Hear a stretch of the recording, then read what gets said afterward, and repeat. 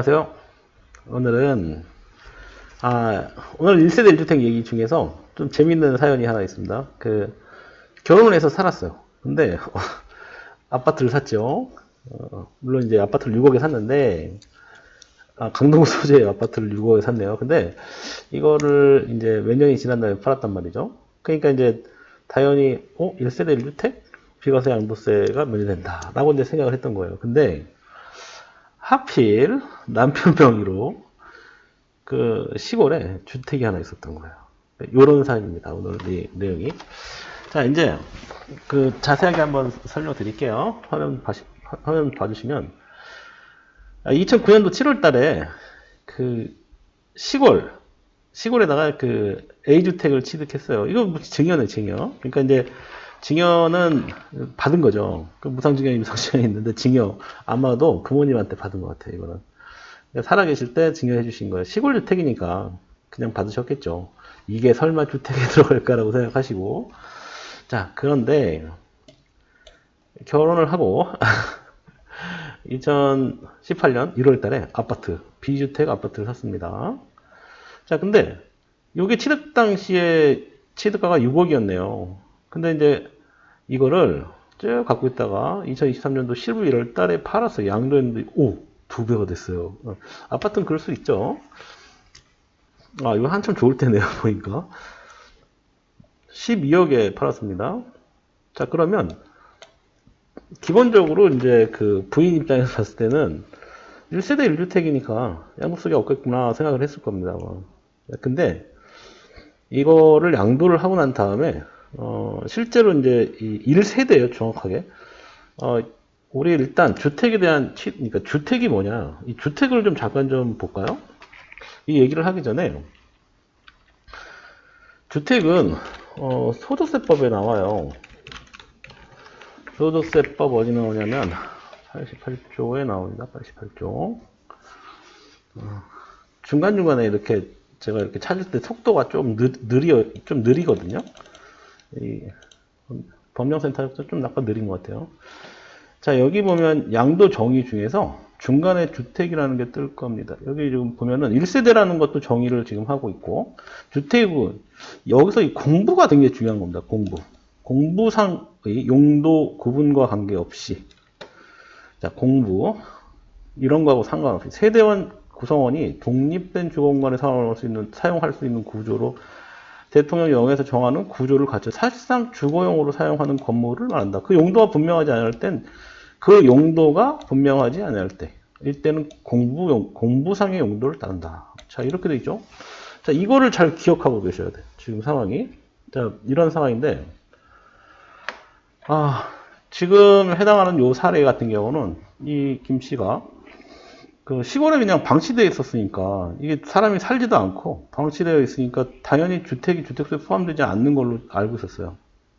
그런데 지금 농가주택도 농가주택 특례라는 게 좀 있거든요.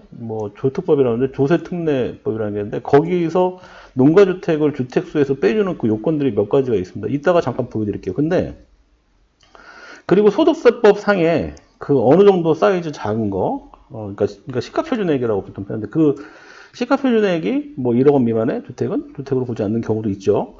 자, 여기서는 그거보다 컸던 것 같아요. 자, 그런데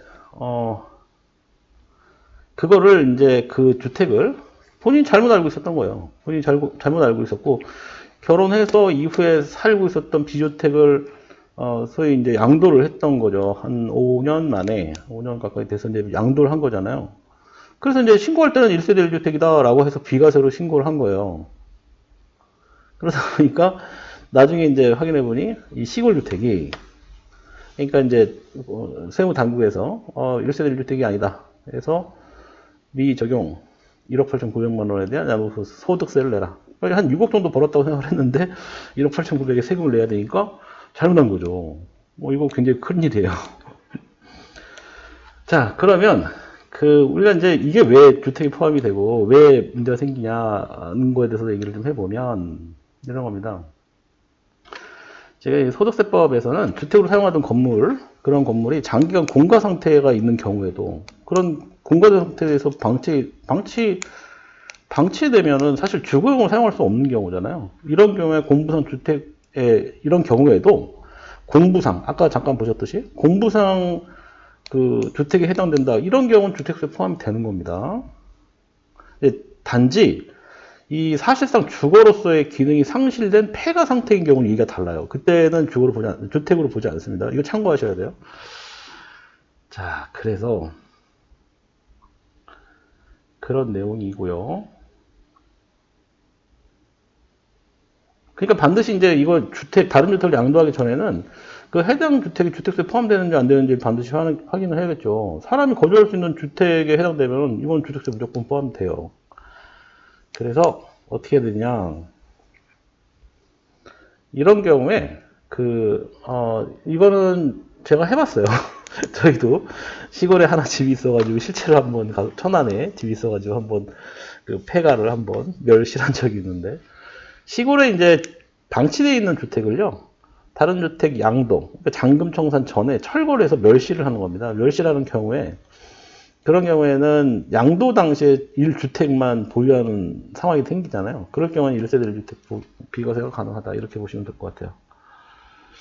이런 겁니다. 철거 예정, 이제 이런 거예요. 무슨 얘기냐면, 그러니까 양도할 당시 이 주택을 주거용으로 잠재적 기능을 여전히 보유하고 있는 상태로 보이고, 철거가 예정돼서 거주자가 전부 퇴거하고 수도, 전기 뭐 이런 거 다 끊겼다 이거예요. 그래서 주변에 차단막이 설치되어 있어요. 이거 주거용이냐 아니냐 이 얘기잖아요. 근데 이제 판결은 주택으로 본다라고 판결한 사례가 좀 있습니다. 그래서 이거 실제로 공부상을 깨끗이 만드는 게 중요하다 이렇게 보시면 돼요. 이 주택을 사고팔 때 특히 농어촌 주택, 정확한 표현이 농어촌 주택이에요. 농어촌 주택을 사고팔고 할 때는 공부상으로 깨끗이 해놔야 된다. 이게 중요해요. 자, 농어촌 주택에 대한 그 특례를 특례 이거 혹시 관심 있는 분들 있을 거예요. 아마도 우리 집이 그 농어촌 주택의 특례가 해당이 될까라고 생각하시는 분들이 있을 텐데, 제가 요거를 한번 올려드리도록 하겠습니다. 뭐 이런 거요. 자, 일반 주택을 2015년 1월달에 취득했고, 그 다음에 2019년도 1월달에 농어촌 주택을 취득했대요. 그 다음에 2024년도 10월달에 일반 주택을 양도하는데 비과세가 됐대요. 이거 농어촌 주택 특례를 적용받은 거죠. 이 적용받는 그 사안들이 어떤 게 있느냐, 이거를 잘 봐야 돼요. 이 요건들이 있습니다. 그 요건을 제가 한번 정리를 해서 올려드릴게요. 내용은 뭐냐. 일단 1세대가 이 한 개의 농어촌 주택을 취득해서 3년 이상 보유하고, 농어촌 주택을 보유하고, 해당 농어촌 주택 취득 전에 보유하고는 일반 주택을 양도하는 경우에, 그 해당 농어촌 주택은 1세대의 소유가 아닌 걸로 판단해서 1세대 1주택 비과세 요건이 된다라고 생각하시면 돼요. 이게 농어촌 주택에 대한 특례, 조세 특례법이라는 게 있는데 99조 4에 나와요. 자, 그런데 이게 또 기간이 있어요. 기간이 항상 다 되는 게 아니라 2025년도 12월 말까지입니다. 자, 근데 이 농어촌 주택의 그 혜택, 그 요건이 뭐냐? 이 요건이 뭐냐면 취득 당시에, 그러니까 소위 이게 막 뭐 인구 뭐 많지 않은데 뭐 20만 미만이어야 되고, 뭐 동지역, 뭐 시 지역에 속한 동 지역에 소재하는 주택이어야 된다. 뭐 이런 것들, 뭐 어디는 제외되고 어디 뭐 조정대상 지역 제외고 뭐 쭉 이런 내용 나와요. 그래서 그런 땅 중에서, 그런 제외된 땅 중에서 뭐 면적, 대지 면적이 660제곱미터, 이거 대충 한 200평 정도 될 거예요 아마. 그 660제곱미터 이내여야 된다. 뭐 이런 내용 들어가고, 그 다음에 기준 시가가 있는데, 주택 및 부수토지 취득 당시에 기준 시가가 3억 원 이하여야 된다. 그러니까 한옥 같은 건 4억. 한옥을 좀 지켜주려고 하는 것 같아요. 4억, 기준 시가가 3억이다. 이렇게 보시면 되고, 그 다음에 이제 일반 주택이 소재한 읍면 지역이 아닌 곳에서의 농어촌 주택을 취득해야 된다. 이런 농어촌 주택의 그 특례 요건들이 있어요. 그래서 요거를 지켜서 이제 농어촌 주택을 사고 팔고 하시면 그 주택 수에서는 제외된다. 이렇게 보시면 될 것 같네요. 자, 오늘은 농어촌 주택에 대한 그 설명을 좀 드렸습니다. 이게 1세대 1주택이다 보니까 그 자기도 모르게 갖고 있는 시골집이 어느 날 갑자기 다른 주택을 팔 때 폭탄이 돼서 날아오는 그런 상황이 생길 수 있습니다. 그래서 항상 주택수 관련된 부분 고민할 때는 부부가 꼭 확인하시고 사고 팔고 하시는 게 좋을 것 같네요. 실제로 그런 사례가 있었어요. 실제로 굉장히 그 부부가 와서 그 남편의 재산을 잘 모르는 거야. 남편은 와이프의 재산을 잘 모르고, 그러니까 그 부인이죠. 배우자 서로 재산을 잘 몰라요. 이러면은 나중에 사고 팔 때 양도소득세 폭탄 날아올 수 있습니다. 조심하셔야 돼요. 자, 궁금하신 사항 있으면 댓글 남겨주세요. 세금 관련된 내용을 올리면 좀 재밌어 하시는 분들이 좀 있는 것 같아요. 예, 한번 더 내용들, 왜냐면 이게 사실 큰 돈이 왔다 갔다 하는 내용이기 때문에, 뭐 일반, 뭐 임대차라든지, 뭐 매매라든지 이런 것보다는 이런 그 세금 관련된 부분이 재밌으신가 봐요. 예, 제가 좀 더 많이 올리도록 하겠습니다. 고맙습니다.